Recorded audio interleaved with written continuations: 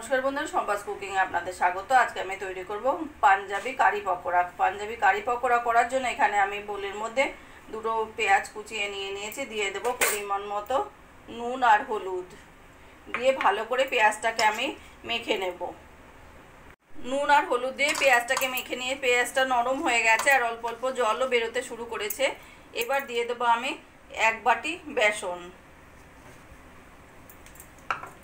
दिए देव अल्प करे लंकार गुड़ो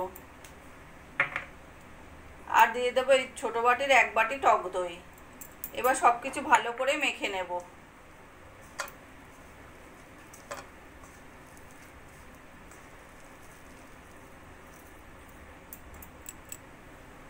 टक दई और पेঁয়াজ दिए भालो करे बेसनटाके मेखे निয়েছি। एबार हाथेर साहाज्ये भालो करे आमि फेटिয়ে नेब। बेसन आमि हाथेर साहाज्ये खूब भालो करे फेटिয়ে নিয়ে নিয়েছি और एदिके आमार तेलटाও भालो गरम হয়ে গেছে। এবার আমি পকোড়াগুলো ভেজে নেব। একদম লো ফ্লেমে সোনালি করে পকোড়াগুলো ভেজে নেব।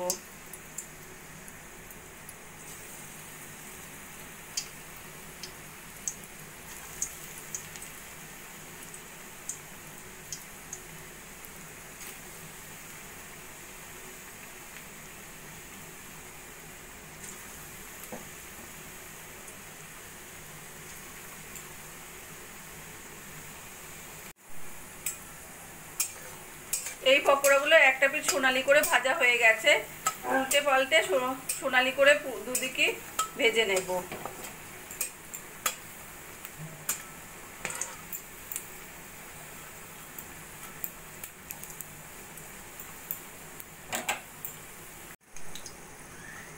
এই পকোড়াগুলো আমার সোনালি করে ভাজা হয়ে গেছে, এগুলো আমি এবার তুলে রাখবো।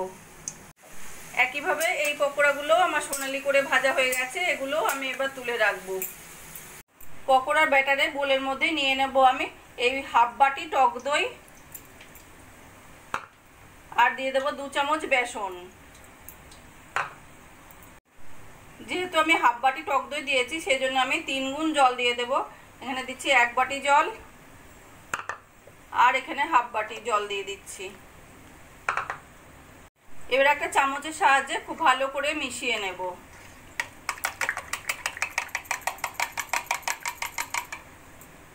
চামচের সাহায্যে ভালো করে ফেটানো হবে না, বেসনের লাম্পস থেকে যাবে, সেজন্য আমি এই ডালের কাটার সাহায্যে ভালো করে ডালের কাটাটা দিয়ে ঘুটে নেব ভালো করে।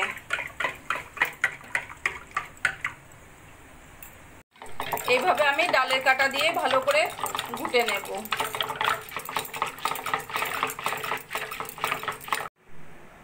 ওই কড়াইতে কিছুটা তেল কমিয়ে ওই তেলের মধ্যে দিয়ে দেবো আমি জিরে আর শুকনো লঙ্কা ফোড়ন আর দিয়ে দেবো একটু ধনে, হামানদের সাথে ভাঙা ভাঙা করে নিয়েছি সেই ধনে দিয়ে দেব। ফোড়ন সোনালি হলে দিয়ে দেবো একটা মিডিয়াম সাইজের পেঁয়াজ পাতলা পাতলা করে কেটে নেওয়া।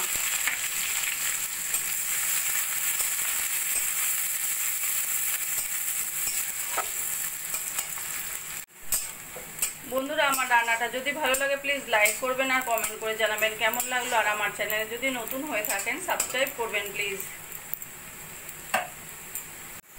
পেঁয়াজ সোনালি করে ভেজে নিয়ে দিয়ে দেবো পরিমাণ মতো নুন হলুদ আর লঙ্কার গুঁড়ো, ভালো করে মিশিয়ে নেব। এবার আমি দই আর বেসনের মিশ্রণটা দিয়ে দেব।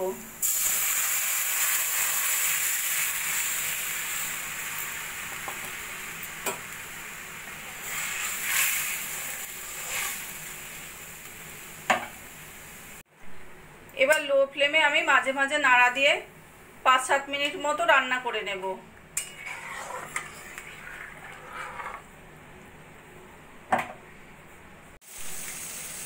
কারি আমি 5 থেকে 7 মিনিট মতো রান্না করে নিয়েছি। এবার দিয়ে দেবো আমি ভেজে রাখা পকোড়াগুলো। পকোড়াগুলো দিয়েও আরো 5-7 মিনিট মতো রান্না করে নেব।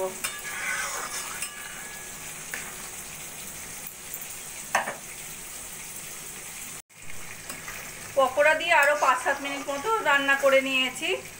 এবার কুচানো কাঁচা লঙ্কা ছড়িয়ে দিয়ে আমি গ্যাসটা বন্ধ করে দেব।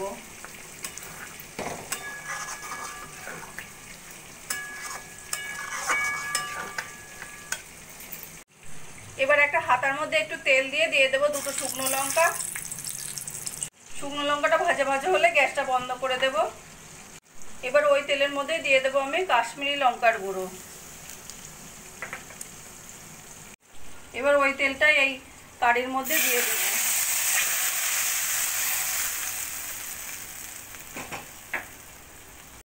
কারি পকোড়া রান্নাটা আমার কমপ্লিট হয়ে গেছে। আমার এই রেসিপিটা যদি ভালো লাগে আপনারাও বাড়িতে বানিয়ে দেখতে পারেন। গরম গরম জিরা রাইসের সঙ্গে খেতে অসাধারণ লাগবে। আর কমেন্ট করে জানাবেন কেমন লাগলো।